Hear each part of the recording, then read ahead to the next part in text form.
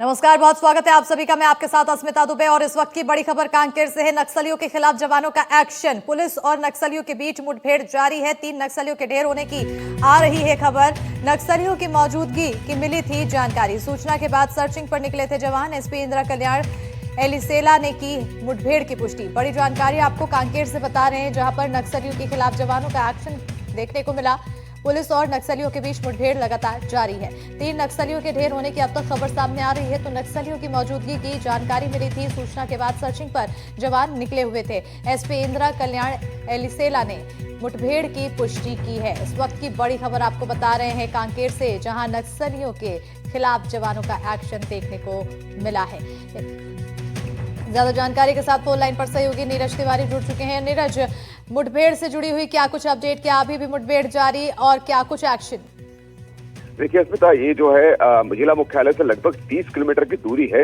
सरई पानी, तिरियार पानी और छीन खड़क का ये जंगल बताया जा रहा है, जहां लंबे अरसे के बाद इस तरह की खबर निकलकर सामने आई कि वहां पर एक मुठभेड़ हुई है और मुठभेड़ में 3 नक्सली मारे गए। फिलहाल सूत्रों के हवाले से खबर है कि 3 नक्सली मारे गए हैं, लेकिन इंदिरा कल्याण एलिसेला जो कांकेर के वरिष्ठ पुलिस अधीक्षक है, उन्होंने मुठभेड़ की पुष्टि कर दी है। फिलहाल इलाके में अभी भी जवान तैनात है, इलाके में भी मुठभेड़ जारी है। यह जानकारी निकलकर सामने आई है। थोड़ी ही देर में जो एसपी जो है मीडिया को ब्रीफ कर सकते हैं, जानकारी दे सकते हैं कि आखिर नक्सली कितने थे, क्या संख्या थी और किन कैडर के नक्सली हैं। हो सकता है इसकी बात की भी जानकारी वो साझा कर सके। लेकिन बता दूं कि ये जो एरिया रहा है, वो ये एरिया उड़ीसा से आसपास जुड़ता एरिया है, क्योंकि उस एरिया से हमेशा नक्सली जो है आना जाना करते थे। एक क्रॉसिंग मार्ग था उनका। यही वजह हो सकती है कि जो नक्सली इस इलाके से दूसरी ओर कुछ करने के फिराक में रहे होंगे और जवानों को इसके तगड़ा इनपुट मिले होंगे, जिसके आधार पर ये पूरा ऑपरेशन लॉन्च किया गया। और ये जो मुठभेड़ की खबर निकलकर सामने आई है, कहीं ना कहीं एक बड़ी सफलता हो सकती है आने वाले समय में पुलिस, कांकेर पुलिस के लिए, क्योंकि कौन से कैडर के माओवादी हैं, किस कैडर के माओवादी हैं, महिला कितने हैं, पुरुष कितने हैं, इस बात की जानकारी